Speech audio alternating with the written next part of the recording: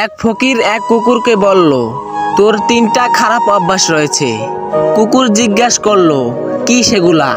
তখন ফকিরটি বলল, 1 নাম্বার, তুই সব সময় দেওয়ালে প্রস্রাব করিস।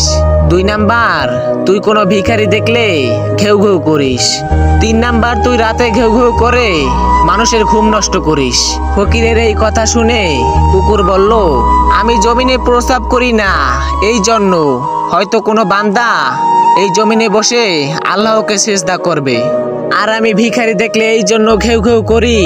ভিখারি কেন আল্লাহর কাছে নাচে, মানুষের কাছে চায়। আর আমি রাতে মানুষের ঘুম নষ্ট করি এই জন্য।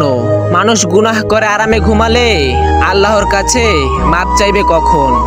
একটাবার চিন্তা করে দেখেন, যেই কুকুরকে আমরা দূর দূর করে তাড়িয়ে দেই, সেই কুকুরও আমাদের নিয়ে ভাবে, আল্লাহকে ভয় পায়, কিন্তু আমরা মানুষরা সেটা পাই না।